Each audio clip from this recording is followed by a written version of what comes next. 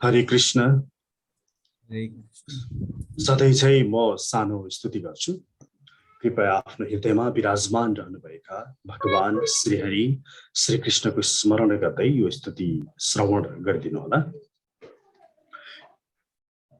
ओम अज्ञानतिमिरान्धस्य ज्ञानञ्जनशलाकया चक्षुष्मीलितं तस्मै श्रीगुरुवे नमः।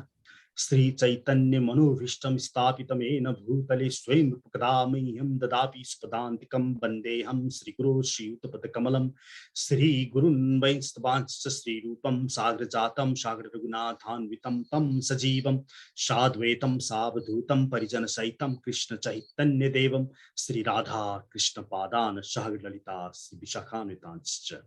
नमो विष्णुपादाय कृष्णपृष्ठाय भूतले श्रीमती महाविष्णु स्वामिनिति नामिने। नमो विष्णुपादाय कृष्णपृष्ठाय भूतले श्रीमती भक्तिवेदांत स्वामिनिति नामिने। नमस्ते सरस्वती देव गौरवाणी प्रचारिणे निर्विशेष शून्यवादी पाश्चात्य देशतारिणे। नमो महावदन्याय कृष्ण प्रेम प्रदायते कृष्णाय कृष्ण चैतन्य नाम्ने गौच नमः। नमो ब्रह्मण्य देवाय गो ब्राह्मण हिताय च जगद्हिताय कृष्णाय गोविंदाय नमो नमः। श्री कृष्ण चैतन्य प्रभु नित्यानंद श्री अद्वैत गदाधर श्रीवासादि गौर भक्तवृंद। हरे कृष्णा कृष्णा कृष्णा हरे हरे, हरे राम राम राम हरे हरे। सर्वे भवन्तु सुखिनः, सर्वे सन्तु निरामयाः, सर्वे भद्राणि पश्यन्तु मा कश्चित् दुःखभाग् भवेत्।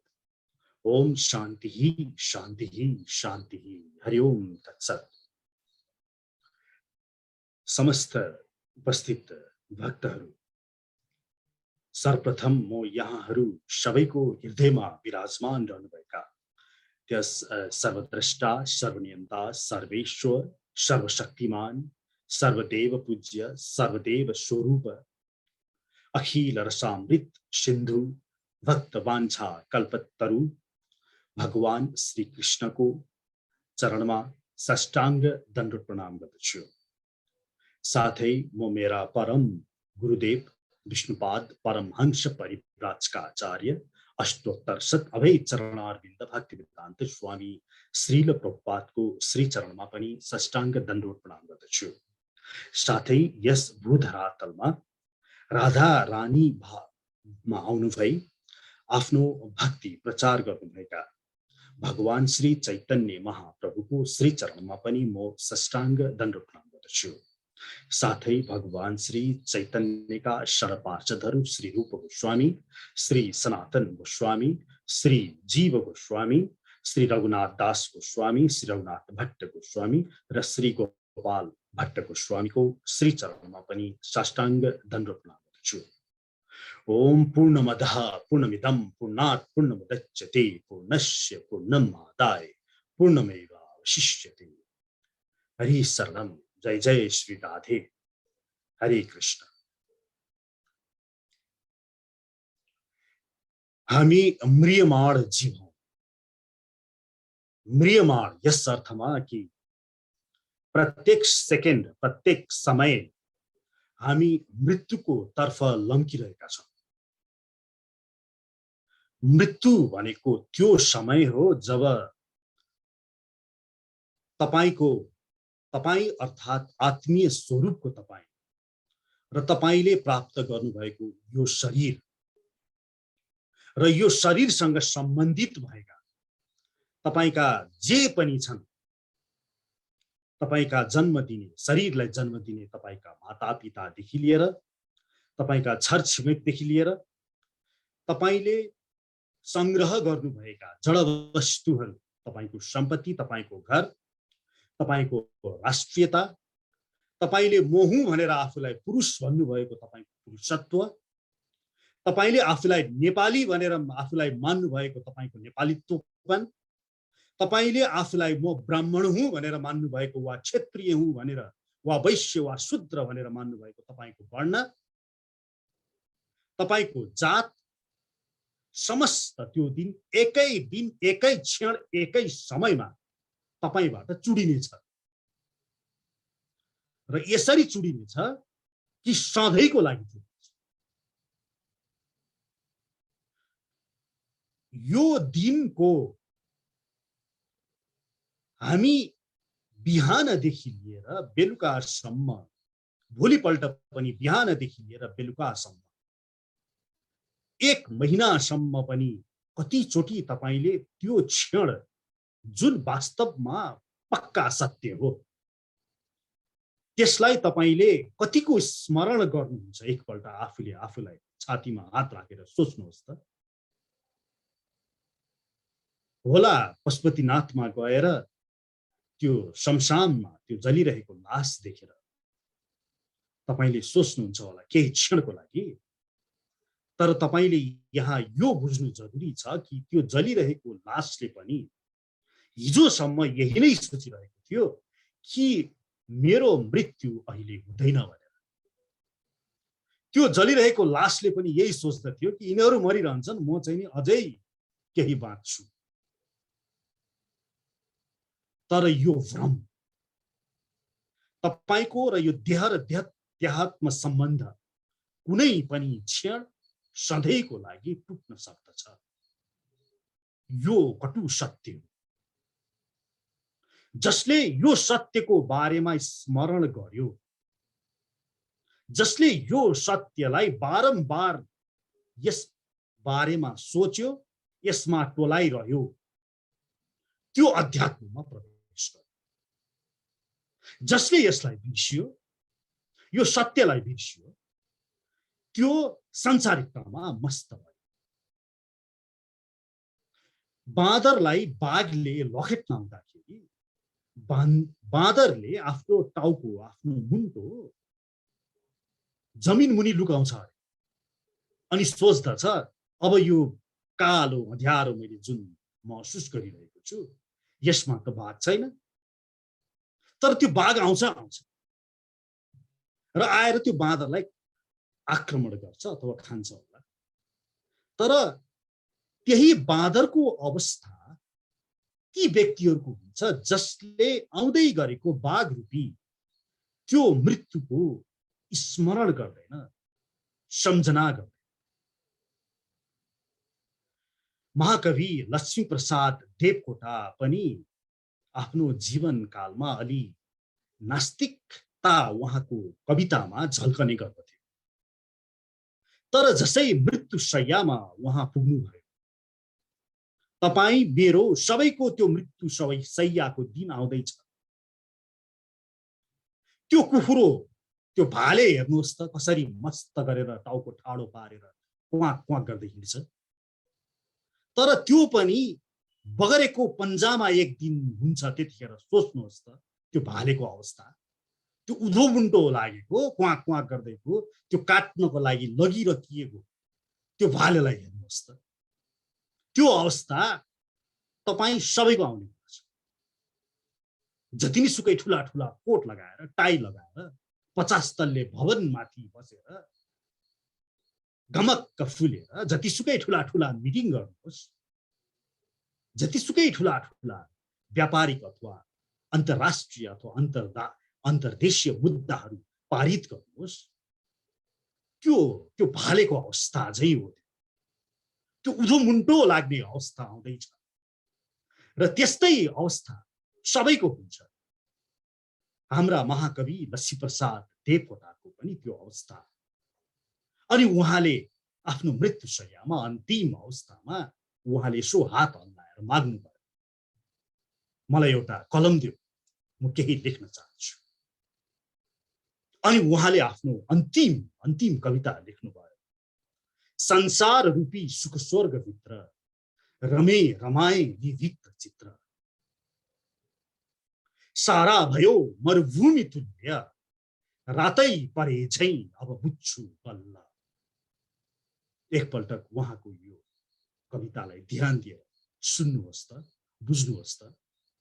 यो संसार रूपी सुख स्वर्गभित्र उनी रमे रमाए भित्र चित्र लिएर, म पीएचडी गर्नेछु, म यसो गर्नेछु, म यो जग्गा किन्नेछु, म घर बनाउनेछु, म मेरो छोरोको विवाह हेर्नेछु, नातिको मुख हेर्नेछु।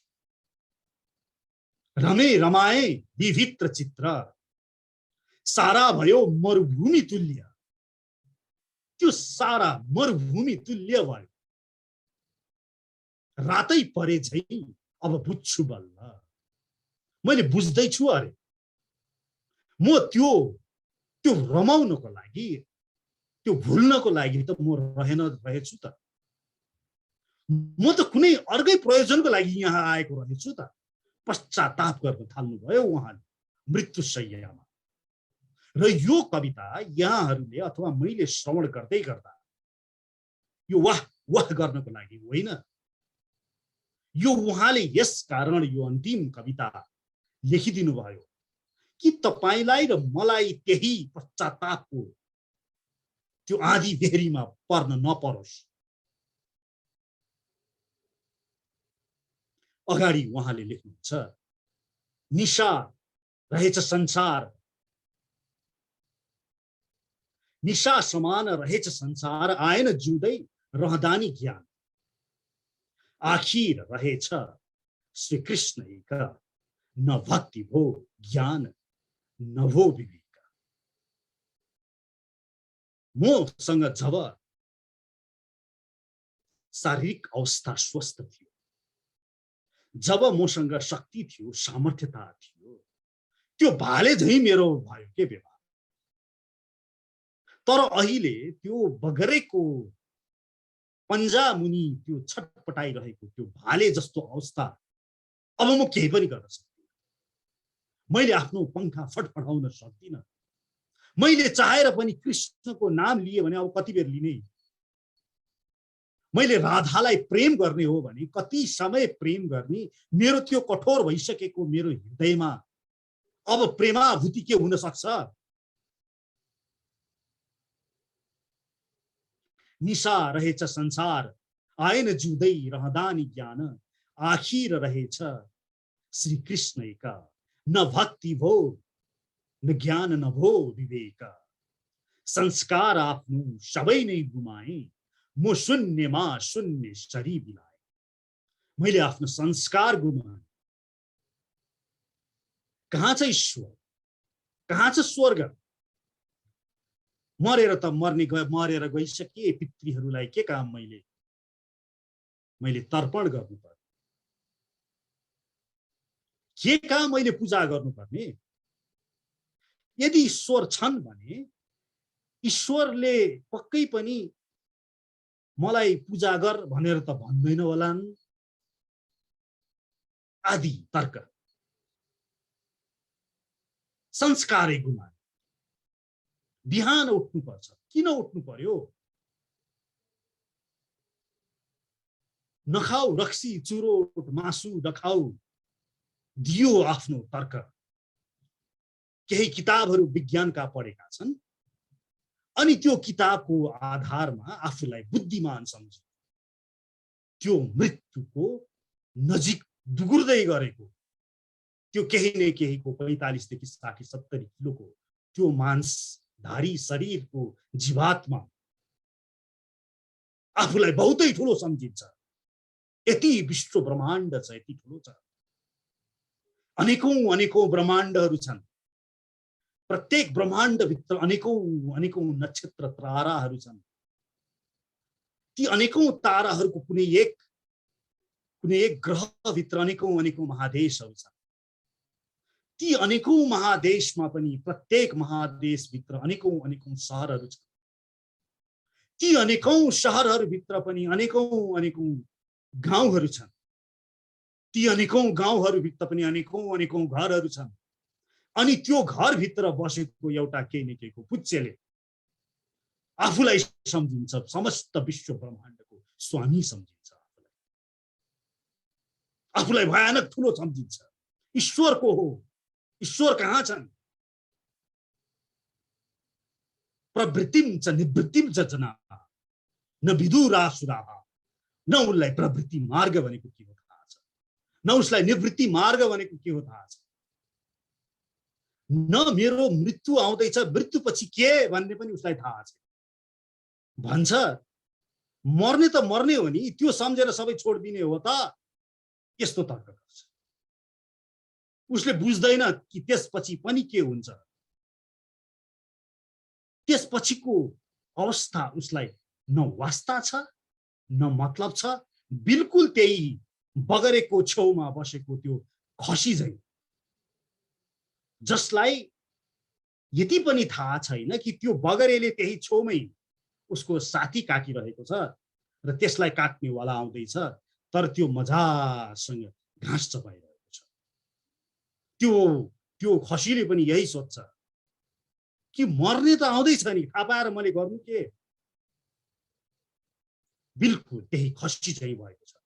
संस्कार आफ्नो सबै नै गुमाए, म शून्यमा शून्य शरीर बिलाएँ, जन्मे म यो सुख स्वर्ग पलाएँ, आखिर खाँक भई त्यसै बिलाएँ, आखिर खाँक भई त्यसै बिलाएँ। तपाईको घरको जुन जग्गा छ नि, त्यहाँ पनि तपाईँ भन्दा धेरै धेरै बुद्धिमान, तपाईँ भन्दा धेरै ज्ञानी अनेकौं अनेकौं धेरै मान्छेहरू त्यही तपाईकै घरको जग्गामा जलिसके, बिलाइसके होला। यो लाखौं करोडौं वर्षको यो सृष्टिमा यहाँ धेरै जना आइसके, धेरै जना गइसके, तैपनि चेत खुल्दैन मनुष्य, तैपनि ऊ चाहन्छ यही सांसारिकतामा भुलौं। आखिर छोडेर समस्त झ्यापझुप्पै सबै खोसेर लग्ने रहेछ भने त्यसप्रति तपाईको मोह किन? नित्य अनित्य वस्तु विवेक, यो विवेक है हामीमा। नित्य र अनित्य यो बोध गरौँ न, र जुन नित्य छ त्यसलाई प्रेम गरौँ, एकदम साधारण कुरो छ। र जुन अनित्य छ, जुन नाशवान छ, तपाईका पुत्र लिएर आउनु भएको थियो र लिएर जानुहुन्छ र तपाईका श्रीमती लिएर आउनु भएको थियो र यी केही क्षणिक समयको लागि भएका हुन्, क्षणिक समय रहनेछन्। यिनीहरूसँग तपाईको नाता केही समयको लागि रहन्छ। तपाईको पदसँग, तपाईको धन सम्पत्तिसँग, तपाईको स्त्री पुरुष यो जबै तपाईको परिचयहरूप्रति तपाईको क्षणिक सम्बन्ध भने यसप्रति कर्तव्य निर्वाह, जुन कुरा नित्य छ त्यसप्रति प्रेम माया त्यतापट्टि लाग्यो। जुन कुरा अनित्य छ, जुन केही क्षणको लागि तपाईको हातमा आएको छ त्यसप्रति मात्र कर्तव्य निर्वाह, त्यसमा कुनै किसिमको आसक्ति, त्यसमा कुनै किसिमको माया मोह यो यदि राख्नुहुन्छ भने त्यसले तपाईलाई नै दुःख दिन्छ। बिले बत उक्रमान विक्रमाने न शृण्वतः कर्णपूटे नरास्य। यो कानको यो प्वाल छ नि, यो कानको प्वाल, यो भनेको त साँपको दुलो हो रे, जसले श्रीकृष्णको गाथा सुन्दैन। जिह्वा असति दार्रिक एव श्रुता नुपगायति उरुगाए गाथा। अनि यो जिब्रो छ नि, यो जिब्रो यदि भगवानको गाथा गाउँदैन भने त्यो भ्यागुतोको जिब्रो हो रे, जसले ट्वार ट्वार ट्वार ट्वार मात्रै गर्छ। भारह परम पट्टकृत जुष्टमुत्तमङ्गम न नमेतम कुन्दम। अनि यो टाउकोमा लगाउने श्रीपेच, टाउकोमा लगाउने ठुला ठुला टोपीहरू त भार हो रे, जुन शिर भगवान श्रीकृष्णको चरणमा झुक्दैन अरे। बढाइते ते नयन नृणाणाम लिङ्गानि विष्णुर न निरीक्षतोए। जसले विष्णुको चिन्ह लिङ्गलाई निरीक्षण गर्दैन नि, त्यस्तो आँखा, त्यो आँखा भनेको त मयूरको प्वाखको आँखा झै निर्जीव आँखा हो रे। पादौ निराम त द्रुमजन्य भाजौ क्षेत्राणि ननुव्रजतो हरेयौ। र त्यो खुट्टा, तपाईको खुट्टा, त्यो भनेको रुखको जरा झै हुन् रे। यदि भगवान श्री विष्णुको मन्दिरमा तीर्थमा त्यसलाई लिएर त्यो पाउलाई त्यतातिर लानुहुन्न भने जीवत छबौ सब हो रे, त्यो सब भगवत अङ्ग्रिर रेणु न जातु मृत्यो रविलवेतु यस्तु श्री विष्णुर पद्या मुनुजस्तुलस्याः ससन छबो यस्तु न वेद गन्धम। जसले भगवानको श्री कृष्णको श्री विष्णुको पातको त्यो अङ्ग्रिर रेणु आफ्नो शिरमा धारण गर्दैन, जसले भगवान श्री विष्णुको पाउमा रहेको त्यो तुलसी त्यसको गन्धबाट मोहित हुँदै त्यो भनेको शब्द हो भनेर भागवतले दोस्रो स्कन्दको तेस्रो अध्यायको 20औं, 21औं, 22औं, 23औं, 24औं श्लोकमा हामी जीवात्माहरूलाई लक्षित गर्दै गाली गरेको छ। तेसिर कटुतुबरी समतुला जे न नमत्त हरिपद गुरु। त्यो टाउको फर्सी जस्तो हो अरे, जसको टाउको गुरु अगाडि झुक्दैन अरे। भगवानको पाउ अगाडि जसको टाउको झुक्दैन त्यो फर्सी हो अरे, फुटेर गएकै राम्रो। हरे कृष्ण। हामी श्रीमद् भगवत गीताको दोस्रो अध्यायमा छौं, जहाँ म को हुँ भन्नेमा भगवान श्री हरि श्री कृष्णले बताउँदै हुनुहुन्छ। त्यही भन्दै दोस्रो स्कन्धको, माफ गर्नु होला, दोस्रो अध्यायको 20औं श्लोकमा भगवान कृष्णले भन्नुहुन्छ, न जायते म्रियते वा कदाचन नायम भूत्वा भविता वा भूयः अजो नित्यः शाश्वतो यम पुराणो न हन्यते हन्यमाने शरीर। आत्माका लागि न कहिले जन्म छ न मृत्यु छ। आत्मा कहिले पनि जन्मिएन, जन्मिँदैन र जन्मिने छैन। ऊ अजन्मा छ, नित्य छ, शाश्वत छ र पुरातन छ। शरीर मर्दा पनि ऊ मर्दैन। यस श्लोकमा भगवान श्रीहरि श्री कृष्णले तपाईको आत्मा, तपाई आत्मस्वरूप, तपाईको लक्षण, तपाईको गुणहरू बारे भन्दै हुनुहुन्छ कि तपाईको कहिले जन्म हुँदै भएन र तपाई न कहिले मर्नुहुन्छ। यो बाह्य शरीर खोल, यो मात्रै मर्ने हो, परिवर्तन हुने हो। तपाई कहिले पनि मर्नुहुन्न, न जन्मिनु भएको थियो र तपाई शाश्वत हुनुहुन्छ र बहुत पुराण हुनुहुन्छ।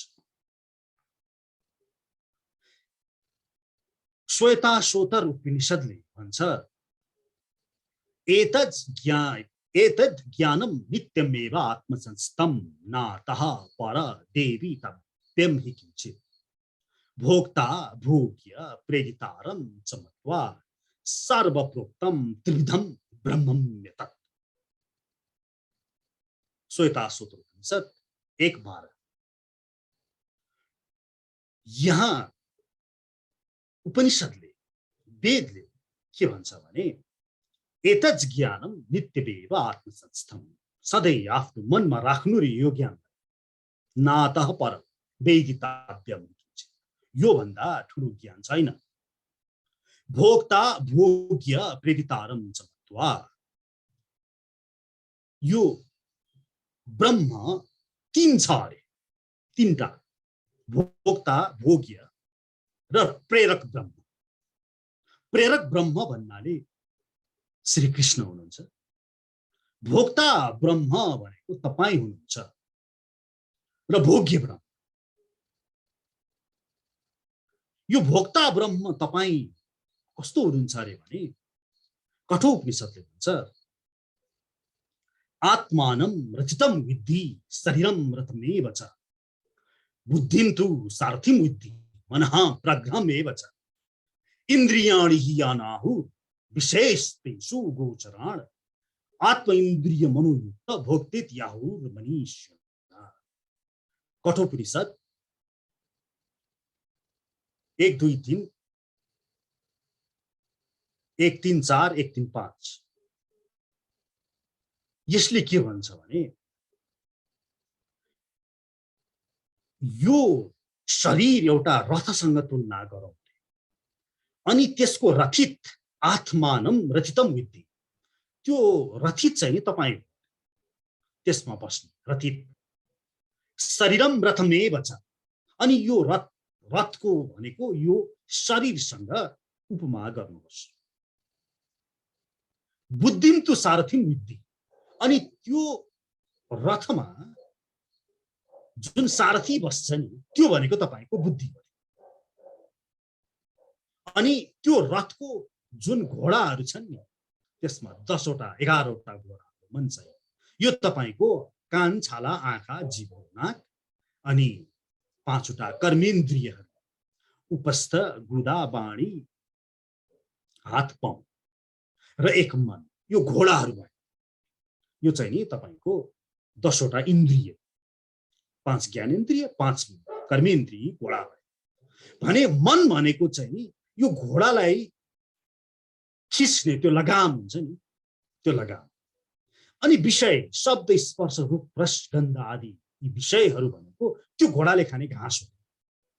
यस्तो किसिमको यो रथरूपी शरीर छ तपाईको, र यो रथलाई लिएर चलाउने तपाईँ बुद्धिरूपी सारथीले हाँक्दै अनि त्यसमा बसेको रथित आत्मा तपाईलाई त्यो मनरूपी त्यो लगामले 10वटा घोडारूपी इन्द्रियहरूलाई तान्दै, घोडा यता जान लाग्यो भने तान्ने रस्सी, उता जान लाग्यो भने तान्ने, यसरी यो रथरूपी तपाईको शरीरलाई लानुहोस्। यही हो भोक्ता ब्रह्म, भोक्ते त्याहुर मनीषा। कठोपनिषद 1:3-1:4। भने भोग्य ब्रह्म भनेको यो जगत, यो 3टा जुन तत्त्वको कुरा गर्यो, यो यस ब्रह्माण्डमा छ। यो भन्दा बढ्ता केही छँदै छैन। प्रेरक ब्रह्म छ, भोक्ता ओम ब्रह्म यो जीव र यो जगत, यो 3 छ। यो 3 बाहेक अरु केही छँदै छैन। र यसमा यी 3 को न एकले अर्कालाई बनायो, न अर्कोले अर्कोलाई बनायो। यो सबै थियो, छ र रहिरहन्छ। यहाँ प्रश्न आउँछ, परमात्मा, परम परमात्मा कारणोदकशायी विष्णु अर्थात् महाविष्णुको उदरबाट फेरि ब्रह्माण्ड, अनेकौं ब्रह्माण्डको प्राकट्य कसरी भयो त? यदि एकले अर्कालाई नबनाएको हो भने यसलाई यसरी बुझ्नुहोस् कि एउटा कुखुराको माउछे अनि जसै चिल माथिबाट आउँछ उसले आफ्नो सबै चल्लाहरूलाई आफ्नो उदरमा समाहित गर्छ। अनि जसै त्यो चिल जान्छ ती चल्लाहरूलाई उसले फेरि खुल्ला छोडिदिन्छ। यसै गरिकन जब प्रलय हुन्छ, कारणोदकशायी विष्णुको उदरमा समस्त विश्व ब्रह्माण्ड समाहित हुन जान्छ। भने जब उत्सर्जन गर्नु पर्यो अर्थात् प्राकट्य गर्नु पर्यो, सृष्टि गर्नु पर्ने अवस्थामा फेरि तिनीहरू सबै बाहिर निस्कन्छन्, तर एकले यहाँ अर्कोलाई बनाएको होइन। यही कुरा भगवान श्री कृष्णले यस श्लोकमा भन्नुहुन्छ कि यो आत्माको न कहिले जन्म छ न मृत्यु छ। यहाँ हाम्रो अचिन्त्य वेदावेद दर्शनले के भन्छ भने आत्मा 2 प्रकारको हुन्छ, एउटा परमात्मा, एउटा आत्मा। यो परमात्मा विभू हुन्छ, सर्वव्यापक हुन्छ भने हामी चाहिँ अणु चेतन आध्यात्मिक आत्मा स्वरूपमा छौं। यहाँ एउटा कुरा, अर्को प्रश्न के गरिन्छ भने यदि यी 3 ब्रह्म, जगत र जीव यी 3 को कसैबाट सृष्टि भएन भने यिनीहरूको पनि बाउ त हुनै पर्यो नि। यिनीहरूको पनि कोही नै बाउ नै नभएको त कसरी हामी सोच्न सक्दछौँ? तर यहाँ जब यहाँहरूलाई पढाइन्छ विज्ञानमा the conservation laws of energy भनेर, the energy can never be created, the energy can never be destroyed, but it can only be transformed from one form to another. अर्थात् शक्ति कहिले पनि पैदा हुँदैन, शक्ति बस एक अवस्थाबाट अर्को अवस्थामा परिवर्तन मात्र हुन्छ भन्दा यहाँले कहिले पनि शक्तिको बाउको हो भनेर प्रश्न गर्नुहुन्न। तर जब तपाईकै शास्त्रले आत्माको कहिले पनि जन्म हुँदैन भन्दा प्रति प्रश्न हामी हिन्दू भइखाएकाहरूले गर्न थालेका छौं। यसलाई यसरी नै बुझ्नुहोस् कि आत्मा परमात्मा भनेको एउटा शक्तिको मुस्लो हो, जसको कुनै क्रिएटर हुँदैन। जसरी त्यो ल अफ कन्जर्भेसन अफ इनर्जीले विज्ञानमा भन्यो, the energy can never be created nor it can be destroyed. त्यसपछि अगाडि भगवान श्रीकृष्णले भन्नुहुन्छ, वेद अविनाशिनम नित्यम ययनम अजम अव्ययम कथम सपुरुषः पार्थ कम घातयति हन्तिकम। हे पार्थ, जसले यो आत्मा अविनाशी छ, नित्य छ, अजन्मा छ र अव्यय छ भन्ने जान्दछ, त्यसले कसरी कसैलाई मार्ला वा मार्न लगाउन सक्ला। अनि अगाडि भगवान श्रीकृष्णले भन्नुहुन्छ, वासांसी जीर्णानि यथा विहाय नवानि गृह्णाति नरोपराणि तथा शरीराणि विहाय जीर्णानि अन्यानि शन्याति नवानि देहि। अर्थात जसरी मानिसले पुराना वस्त्रहरू त्यागेर नयाँ वस्त्र धारण गर्दछ, त्यसै गरी आत्माले पनि पुराना र काम नलाग्ने शरीरलाई त्यागेर नयाँ भौतिक शरीर धारण गर्दछ। यो शरीरको 6वटा अवस्था हुन्छ। यो जन्मन्छ, त्यसपछि हुर्कन्छ, केही समय त्यसै बस्दछ, त्यसपछि यसले सन्तान उत्पादन गर्दछ, अनि यो खुम्चिन थाल्दछ, अनि यसको नष्ट हुन्छ। तर आत्मा रूपी तपाई यो अजर अमर छ। यसको कहिले पनि न जन्म हुन्छ, न यसको मृत्यु हुन्छ, न यसमा कुनै परिवर्तन नै देखा पर्दछ। तर यो आत्मा कहाँ बस्दछ भन्दा यो आत्मा तपाईको हृदयमा बस्दछ। हृदय एष आत्मा, प्रश्नोपनिषद 3:6। शवा हि एष आत्मा हृदय, छान्दोग्योपनिषद 8:3। तपाईको हृदयमा यो आत्मा बस्दछ, तपाईको आध्यात्मिक हृदयमा। अब यो आत्मा ढाकिएको हुन्छ तपाईको अन्तःकरणमा। हाम्रा आचार्यहरूले भन्नुहुन्छ, यो आत्मा हृदयमा अन्तःकरणमा रहन्छ र पञ्चप्राण, प्राण, अपान, व्यान, समान, उदान र सहप्राण, धनञ्जय, नाग, कुर्म, कृकल, देवदत्त, यी प्राणमा यो बहेर बसेको हुन्छ। जसै जीवात्माले संसारसँग उठबस गर्छ, संसारमा भएको सतो, रजो र तमो गुणसँग त्यस व्यक्ति, त्यस जीवात्मा आच्छादित हुँदै जान्छ र उसको आत्माको वरिपरि रहेको यो अन्तःकरणमा धावा बोल्दछ यी 3 गुणहरूले। तद अनुरूप त्यस व्यक्तिको सोचाइ हुन्छ, त्यसको विचार हुन्छ, त्यसको अर्को गति तय हुन्छ, त्यसले कस्तो शरीर पाउने तय हुन्छ।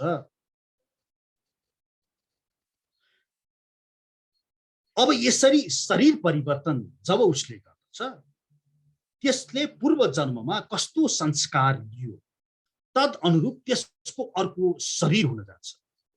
उदाहरणको लागि मानौ तपाई रसना तृप्तिमा असाध्यै नै लट्ठ पर्नुभयो, तपाईको अन्तर्हृदयमा तपाईलाई खाऊ खाऊ खाऊ खाऊ भन्ने भावना तपाईले राख्नुभयो, अति राख्नुभयो।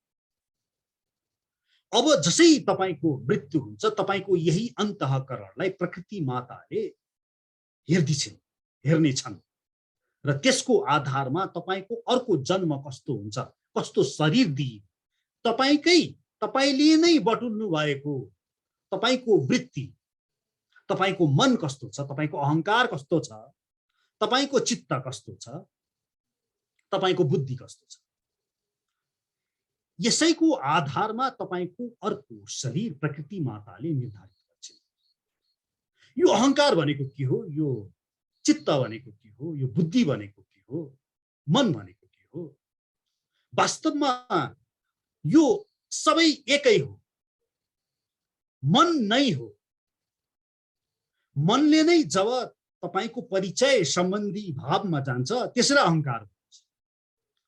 त्यही मन नै जब चिन्तन गर्छ र त्यो चिन्तनको असर त्यसमा पर्छ त्यही नै चित्त भयो। त्यो मनले नै जब मनन गर्न थाल्दछ त्यही नै मन भयो भने त्यही मनले जब सत्य असत्य आदिको निर्क्योल गर्न थाल्छ, ठिक बेठिक आदिको निर्क्योल गर्न थाल्छ, यसैलाई नै बुद्धि भनियो। र त्यही मनको विभिन्न स्वरूपको यो समष्टि स्वरूपलाई अन्तर्हृदय भनेर। र यो अन्तर्हृदयमा तपाईको कस्तो वृत्ति भयो त्यो तपाईलाई मानौ खानपानतिर जिब्रोको रसनातिर अति तपाईलाई लालायितता बढ्यो भने प्रकृति माताले जब तपाईले यो शरीर छोड्नुहुन्छ तपाईको अन्तर्हृदयमा हेर्ने छिन् र त्यहाँ यसको रसना तृप्ति अति देखेपछि तपाईलाई नै तपाईको इच्छा अनुरूप नै सबैभन्दा रसना तृप्ति गर्न सक्ने योनि कुन छ त भन्दा त्यो भनेको सुँगुरको शरीर हो। र तपाईलाई सुँगुरको शरीर दिइन्छ तपाईकै इच्छा अनुरूप भएको हो। कुनै तपाईलाई सजाय दिनको लागि सुँगुरको शरीर दिएको होइन। सुँगुरको शरीर जसै तपाईलाई प्राप्त हुन्छ, तपाईलाई काठ चपाउँदाखेरि पनि यो मनुष्य शरीरमा मिठो मिठो खानेकुरा खाए चाहिँ तपाईलाई स्वादिलो तपाईलाई त्यस्तो किसिमको अनुभव हुन जान्छ।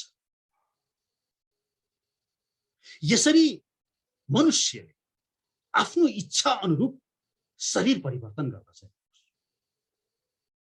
तपाईको इच्छा तपाईको मनले मागेको सतो रजो तमो गुणहरुसँग लागेर जे माग्दछ र जस्तो अन्तर्हृदय तपाईले बनाउनुहुन्छ त्यही शरीर तपाईलाई मिल्ने हो।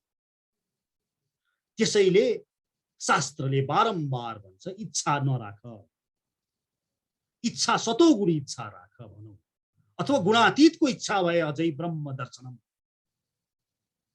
तर जसै तपाई रजोगुणी इच्छा राख्नुहुन्छ अथवा तमोगुणी इच्छा राख्नुहुन्छ त्यसले गर्दाखेरि तपाईको मनमा काम, क्रोध, लोभ, मोह, मद, मात्सर्य यी सबै घनीभूत हुन जान्छ।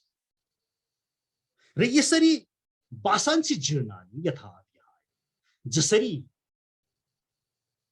लुगा फेर्नुहुन्छ नि तपाई त्यसै गरिकन यो शरीर परिवर्तन गर्नुहुन्छ। र यो गरेको तपाईले धेरै भइसक्यो, हजारौं पटक गन्न नसक्ने असंख्य पटक तपाईले आफ्नो शरीर परिवर्तन गरिसक्नु भएको छ। यहाँ भगवान श्री कृष्णले अर्जुनलाई विलाप नगर्न भन्नुहुन्छ कि हेर यो शरीर परिवर्तन त जीवात्माले गर्नै पर्छ। शरीर परिवर्तन उसको नेचर हो, उसलाई बनाइयो त्यसरी। अब व्यक्ति के हुन्छ भने जब अनित्य वस्तुमा गर्नुपर्ने कर्तव्य, नित्य वस्तुप्रति प्रेम गर्नुपर्ने, नित्य वस्तु भनेको के हो? भगवान श्री कृष्ण, भगवान श्री राधा कृष्णसँग तपाईको सम्बन्ध, यसलाई प्रगाढ बनाउनु पर्ने हो तपाईले। यो त नित्य छ नि, तर यतातिर चाहिँ नि तपाई उदासीन हुनुभयो। अनि अनित्य सम्बन्ध, तपाईको पुत्र, तपाईको श्रीमती, तपाईको पद, तपाईको धन, तपाईको घर, यताप्रति तपाई माया मोहमा लाग्नुभयो। जसरी अर्जुन लागिरहेका छन्। अर्जुनले गर्नुपर्ने के हो? यहाँ कर्तव्य प्रमुख छ, त्यो कर्तव्य नै बिर्सेर उहाँ माया मोहमा लाग्नु। यो शरीर छोड्ने भनेको तसर्थ यो माया मोहमा लागेको आफ्नो चाहिँ नि माता पिता यी जुन अनित्य छन् जसलाई मात्र व्यवहार गर्नुपर्ने, त्यतापट्टि नै तपाई जब आसक्त हुनुहुन्छ अनि शरीर छोड्ने बेलामा त्यसलाई बहुत चिन्ता हुन्छ, बहुत दुःख हुन्छ, बहुत पीडा हुन्छ। यो हाम्रो नजरमा मृत्यु भनेको बहुत ठुलो हो, तर ईश्वरको नजरमा त्यो मृत्यु भनेको उनले त लुगा फेरिदियो। जसरी तपाईको सानो बालक जब उसको लुगा फोहोर हुन्छ माताले के गर्छ? त्यो बालकको लुगा फेरिदिनु हुन्छ नि। त्यो बालक नुहाउनुभन्दा अगाडि चिच्याउँछ, कराउँछ, म नुहाउँदिन भन्छ। कारण के? कारण के हो भने त्यो लुगामाथि उसलाई आसक्ति छ। कारण के हो भने नुहाउँदाखेरि अलिअलि चिसो पनि हुन्छ अनि ऊ नुहाउँदिन भनेर भएको छ। तर माताले जबरजस्ती समातेर ल्याएर त्यो बालकलाई नुहाइदिन्छ, किनभने मातालाई यो थाहा छ कि अहिले अर्को सफा लुगा पाउने बित्तिकै यो खुसी हुन्छ, यो हाँस्छ भनेर। यही नै हो, ईश्वरीय नजरबाट यो मृत्युलाई हेर्नुहुन्छ भने ईश्वरले तपाईको फोहोर भएको, जीर्ण भएको अथवा तपाईको जुन भावना छ, जुन इच्छा छ, त्यस अनुरूप नभएको तपाईको शरीर, तपाईको यो परिवर्तन गरिदिनुहुन्छ। तपाई रुनुहुन्छ, कराउनुहुन्छ, म अहिले नुहाउन चाहन्न, म लुगा फेर्न चाहन्न, किनभने तपाईको आसक्ति छ। तपाईको यो मेरो छोरो हो, यो मेरो पद हो, यो मेरो घर हो, यो सबै छोडेर जान्छ। यो तपाई अज्ञानतावश तपाई रुनुहुन्छ, कराउनुहुन्छ, तर विधातालाई थाहा छ कि तपाई जति नै रोए पनि कराए पनि अहिले नयाँ लुगा लाउने बित्तिकै यो हाँस्छ, यो खुसी हुन्छ भनेर विधातालाई थाहा छ। तसर्थ लुगा फेरिदिनुहुन्छ। यो कुरा स्पष्ट हामी बुझौं कि आजसम्म तपाईको घरमा को मृत्यु भयो होला। तपाईको हजुरबुवाको, तपाईको बुवाको, तपाईको मुवाको, तपाईको छोरा छोरी होलान्, तपाईको वरिपरि छिमेकी होलान्। यो सबै मार्ने पनि भगवान श्री कृष्ण नै हुनुहुन्छ। भगवान श्री कृष्णलाई मन्दिरमा गएर मागेर खाने भाँडो नबनाऊ। उनी विधाता हुनुहुन्छ, ईश्वर हुनुहुन्छ। सृष्टि, स्थिति, प्रलय तीनवटै उहाँले गर्नुहुन्छ। सुनामी ल्याउने पनि श्री कृष्ण नै हुनुहुन्छ। यो कोरोना भाइरस ल्याउने पनि श्री कृष्ण नै हुनुहुन्छ। कालीको रूपमा आउँछ भनिन्छ नि। एउटा सानो एउटा प्रसङ्ग सुनाउन मन लाग्यो। काली भनेको को हुन्? हाम्रो शास्त्रमा त कालीलाई अजङ्गको शरीर, दुब्लो पातलो शरीर, राता राता आँखा अनि एकदम क्रोधित अवस्थाको एउटा देखाइएको छ। वास्तवमा जगदम्बा अर्थात् माता पार्वती उहाँ नै यो प्रकृति माता हो। यो हेर्नुहोस् चारैतिर, यो हावा, यो समुद्र, यो दिन, यो रात, यो प्रकृति, यिनी नै जगदम्बा हुनुहुन्छ, यिनी नै पार्वती माता हुनुहुन्छ। अनि हाम्रो शास्त्रमा माता पार्वतीलाई हिमालयको स्वरूपमा शिव पार्वतीको वासस्थान देखाइन्छ। त्यो यसरी एउटा उपमा लिन सकिन्छ। एउटा हिमालमा हेर्नुहोस् त, त्यहाँ कलकल कलकल झरना हुन्छ, त्यहाँ फूलहरू हुन्छ, त्यहाँ हिउँ पनि हुन्छ अलि माथि गए भने, त्यहाँ सल्लाका बोटहरू हुन्छ, त्यहाँ वातावरण पनि रमाइलो हुन्छ। मानव समस्त प्रकृतिलाई एकमुष्ट गर्ने हो भने त्यो नै त्यही पर्वतमा हुन्छ, हिमालयमा हुन्छ। तसर्थ यहाँ देखाइयो माता पिताको वासस्थान भने सुण्ड मुण्ड भनेर देखाइएको छ। यिनीहरूले के चाहे? यिनीहरूले सूर्यलाई अधिपत्य सूर्यमाथि नै अधिपत्य गर्न चाहे। यिनीहरूले चन्द्रमामाथि नै अधिपत्य गर्न चाहे। यिनीहरूले वायुमाथि। त्यही त भइरहेको छ अहिले। अहिले संसारमा हेर्नुहोस् त, आधुनिकताको नाममा समस्त जलमाथि मनुष्यले आफ्नो प्रभुत्व जमाउन खोजिरहेको छ। समस्त वायुमाथि आफ्नो प्रभुत्व जमाउन खोजिरहेको छ। ईश्वर छैन। ऊ यो भावनामा जताततै आफ्नो एजेन्डा, आफ्नो विस्तार गराउन चाहन्छ। अनि हुँदा हुँदा त्यो सुन्न मुण्डले के पनि गर्न खोज्यो भने माता पार्वतीलाई नै विवाह गर्न खोज्यो। हुँदा हुँदा अब यी आधुनिकताको नाममा म त 21औं शताब्दी भन्दै अब यिनीहरूले गर्न खोजिरहेका के छन्? प्रकृतिमाथि नै धावा बोल्न खोजिरहेका छन्। अप्राकृतिक व्यवहार गरेर, वृक्षहरूको नाश गरेर, खोला नदी नालाहरूको नाश गरेर, एटम बम जस्ता अति विनाशशील हतियारहरू बनाए। प्रकृतिले नदिएको गुही पनि खाइदिने, झिंगा पनि खाइदिने, चमेरो पनि खाइदिने। अनि त्यसपछि यौनिक आनन्दको नाममा के हो यसले गर्दाखेरि के हुन्छ भने यो प्रकृतिमाथि जब धावा गर्छन्, यो प्रकृतिलाई नै म जितिदिन्छु, प्रभवन्ती उग्र कर्माणः क्षयाय जगतो अहिताः, भगवान कृष्णले पनि गीतामा भन्नुहुन्छ। यो उग्र कर्महरू जागरुक जब हुन्छ त्यतिखेर यी सहनशील पार्वती माता असाध्य नै सहनशील हुन्छ प्रकृति माता, तर जब रिसाउँछिन् अनि उनको शरीरबाट काली प्रकट हुन्छ। त्यो काली भनेको के? भनेको त्यही प्रकृतिको तमोगुण र रौद्र रूप हो। अब उहाँ निक्लिनुहुन्छ भुइँचालोको रूपमा, अब उहाँ निक्लिनुहुन्छ कोरोनाको रूपमा, अनि उहाँ निक्लिनुहुन्छ काली माता सुनामीको रूपमा। तपाईलाई खानको लागि विभिन्न किसिमका रोगहरू भनेर आउनुहुन्छ काली माता। यही हो। र त्यो प्रकृति मया अध्यक्षेण प्रकृति सूयते चराचरम, गीता 9 अध्यायको 10औं श्लोकमा भगवान कृष्णले भन्नुहुन्छ त्यो प्रकृतिको अध्यक्षता म गर्दछु हे अर्जुन। गीता 9 अध्यायको 10औं श्लोक।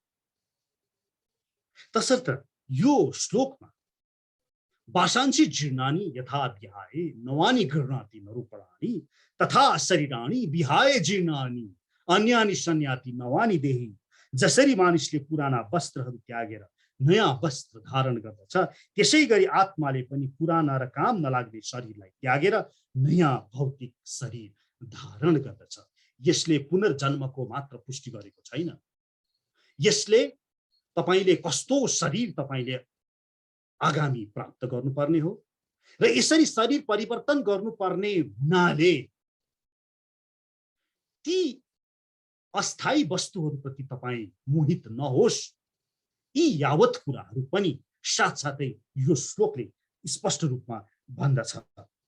अगाडि 23औं श्लोकमा भगवान श्री कृष्णले भन्नुहुन्छ नैनम छिन्दन्ति शस्त्राणि नैनम दहति पावकः न चैनम क्लेद्यन्ति आपो नैनम शोष्यति मारुतः। यो आत्मालाई न कहिले कुनै हतियारले टुक्र्याउन सकिन्छ, न आगोले डढाउन सकिन्छ, न पानीले भिजाउन सकिन्छ, न हावाद्वारा नै सुकाउन सकिन्छ। आत्माको गुण थप स्पष्ट पार्दै भगवान श्री कृष्णले यो आत्मालाई न डढाउन सकिन्छ न भिजाउन सकिन्छ भनेर भन्नुभयो।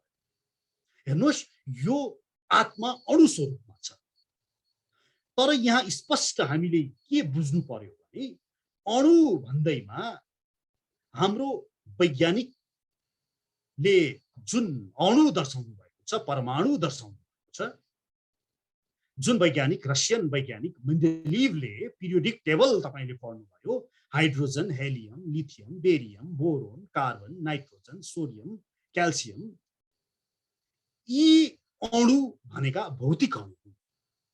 तर यहाँ जुन अणुको बारेमा हामी कुरा गर्दैछौँ अणुरूपी आत्मा, यो भनेको यी भौतिक अणु होइनन्। किन भन्दा यहाँ भगवान श्री कृष्णले स्पष्ट श्लोकमा भन्नुभयो यो अणुरूपीलाई आत्मालाई न डढाउन सकिन्छ न यसलाई काट्न टुक्र्याउन सकिन्छ आदि। आणविक बम बनाउँदाखेरि अथवा आणविक भट्टीहरूमा बिजुली उत्पादन गर्नको लागि अथवा शक्ति ऊर्जा बनाउनको लागि त्यहाँ अणुलाई टुक्र्याइन्छ, जलाइन्छ। वैज्ञानिक परिभाषामा फ्युजन वा फिसन विधिद्वारा परमाणु भित्रको न्यूक्लियसलाई टुक्र्याइन्छ वा जुदाएर दुई अणुलाई एकै बनाइन्छ, जसबाट त्यसबाट रिलिज हुन गएको उत्सर्जन हुन गएको शक्ति त्यसबाट फेरि पुनः अर्को अणु टुक्र्याइन्छ। यसरी त्यहाँ एउटा चैन रियाक्सन गराइन्छ। यो विधिबाट शक्तिको उत्पादन गरिन्छ आणविक भट्टीमा, अर्थात् परमाणु पनि टुक्र्याइन्छ। तर यहाँ भगवानले स्पष्टसँग भन्नुभएको छ यो अणुरूपी आत्मा जुन छ यो छिन्दन्ती शस्त्राणि, शस्त्र आदिले काट्न सकिँदैन। तसर्थ अवश्य पनि यो अणुरूपी आत्मा यो भनेको यो भौतिक अणु होइन। तसर्थ यसलाई हामी अचिन्त्य वेदावेदी दर्शनवालाहरूले भन्छौँ आध्यात्मिक चैतन्य अणु आत्मा। भने यही आत्मालाई, यही श्लोकलाई अद्वैत दर्शन अनुसार तपाईले हेर्नुहुन्छ भने अद्वैत दर्शनमा अणु आत्मा भन्ने हुँदैन। अद्वैत दर्शनमा यो सम्पूर्ण विश्व ब्रह्माण्ड यो ब्रह्म भनेकै आत्मा हो र त्यही आत्माको एउटा प्रतिबिम्बलाई जीवात्माले मुहु भनी ठान्दछ आफ्नो अन्तर्हृदयमा परेको। अर्थात् जीवात्माको कुनै अस्तित्व नै छैन, त्यो भनेको आभास मात्रै हो, जसलाई अद्वैत दर्शनले चिदाभास भनेर भन्दछ। अब यहाँ प्रश्न के आउँदछ भने तपाईहरुले अणु आत्मा भनेर कसरी प्रमाणित गर्नुहुन्छ? अद्वैत दर्शनले त अणु आत्मा त्यस्तो प्रसंग ल्याएको छैन। शास्त्रीय प्रमाण त हुनु पर्यो नि। कठोपनिषद 1-2-8 को प्रमाण दिँदै अचिन्त्य वेदावेदी दर्शनवालाहरूले भन्छन् न नरणे औरेण प्रोक्तेश सुविज्ञो बहुधा चिन्त्यमान अनन्य प्रोक्ते गद्यक्त नास्ति अणियान हि तर्क्युम अणु प्रमाणात्। कठो उपनिषद 1-2-8 यहाँ स्पष्टसँग भनिदियो कि त्यो जुन जीवात्मा छ त्यो भनेको अणु प्रमाणात्, यो अणु हो शब्दै राखेर भन्छ। त्यस्तै गरिकिन श्वेताश्वतर उपनिषदमा यो जीवात्माको आत्मालाई भन्दै भन्यो बाला अग्र शतभागस्य शतधा कल्पितस्य च भागो जीवः सुविज्ञः चनन्ताये कल्पिते। श्वेताश्वतर उपनिषद 5:9। यहाँ के भन्यो भने बाला अग्र शतभागस्य, यो कपालको अग्रभागलाई लिनुस् रे, त्यसलाई 100 टुक्रा गर्नुस्, अनि त्यो 100 टुक्रा मध्ये पुनः एउटा टुक्रा लिनुस् रे, त्यसलाई पनि 100 टुक्रा गर्नुस् रे, अनि जुन बाँकी रहेको टुक्रा छ कल्पितास्य च भन्ने उपमा दियो। त्यति सोच्नुहोस्। भागो जीवः, त्यो भनेको जीव हो। सचनन्ताये कल्पिते, यो ज्ञान युक्त जीव त्यही हो। यो अनन्य अनन्य वर्षदेखि आफ्नो विभिन्न संस्कार लिएर एक शरीरदेखि अर्को शरीरमा भ्रमित गरिरहेको छ भने जुन ब्रह्म भनेर अद्वैत दर्शनले पूर्ण आत्मालाई देखाउँदछ त्यसलाई पनि फेरि द्वैत दर्शनवादीले स्वीकार गर्दछन्। त्यसलाई उहाँहरूले विभु आत्मा भगवान श्री कृष्ण समस्त जीवमा बसेर परमात्मा स्वरूपमा रहनु भएको छ, यसलाई पनि स्वीकार गर्दछु। अर्थात् द्वैत दर्शनले एउटा अर्को आत्मा अणु आत्माको यहाँ परिचय गरायो, जसलाई अद्वैत दर्शनले मात्र एउटा चिदाभास भनेर भनेको थियो। अब यो श्लोक गर्दै गर्दाखेरि अद्वैत दर्शनवालाहरूले के प्रश्न गर्छन् भने नैनम छिन्दन्ति शस्त्राणि नैनम दहति पावकः, यो जुन आत्मा छ यो त टुक्रिन सक्दैन भने तपाईहरू द्वैतवादी अर्थात् अचिन्त्य वेदावेद दर्शनवालाहरूले आफूले आफूलाई भगवानको अंश भनेर भन्नुहुन्छ। अब यो टुक्रिँदै नटुक्रिने परमात्माको अणुरूपी तपाईँ टुक्रिएर कसरी टुक्रिनु भयो त भनेर उहाँहरूले प्रश्न गर्नुहुन्छ। यसको उत्तर दिँदै अचिन्त्य वेदावेद दर्शनवालाहरूले भन्छ श्री कृष्णले गीताको 15औं अध्यायको 7औं श्लोकमा मामै वांशो जीवलोके जीवभूत सनातनः भनेर भन्नुभयो। त्यो भनेको मेरो अंश हो जीव भनेको, तर त्यहाँ सनातन भन्ने पनि शब्द छ। यो अंश मात्रै होइन, सनातन अंश हो। भन्नुको मतलब के भने मानव एउटा गिलास लिनुभयो, त्यो गिलास फुट्यो, फुटेपछि गिलासका टुक्राहरू भए। अब त्यो टुक्रा भनेको गिलासको सनातन अंश होइन, किनभने त्यो पहिला गिलासमा थियो र अहिले टुक्रियो। तर हामी अचिन्त्य वेदावेद दर्शनले त्यस प्रश्नको उत्तरमा परमात्मा त टुक्रिन सक्दैन, तपाईले आफूले आफूलाई कसरी अंश भन्नुभयो को उत्तर दिँदै भन्छौं कि यो टुक्रिएकै अवस्थामा अर्थात् मानौ त्यो जुन टुक्रा थियो त्यो गिलासमा कहिले टाँसिएकै थियो र यस्तै अवस्थामा जीव ब्रह्म यो दुवै शाश्वत थिए र त्यस्तै पैदा भएका थिए र उसको अंशको रूपमा परमात्मा भयो र अंशको रूपमा जीव भयो।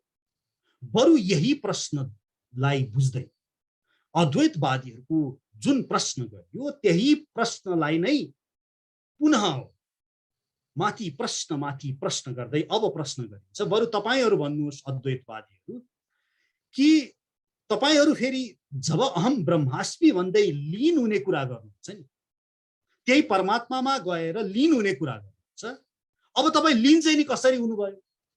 यदि त्यो परमात्मा टुक्रिदैन भने टुक्रा गएर मिसिन पनि सक्ने कुरा आएन। यसको प्रश्नको उत्तर दिँदै अद्वैतवादीहरूले भन्नुहुन्छ कि जीव भनेको मात्र परमात्माको ब्रह्मको प्रतिबिम्ब अन्तःकरणमा परेर त्यस जीवले त्यसलाई नै मै हुँ भनी ठान्यो।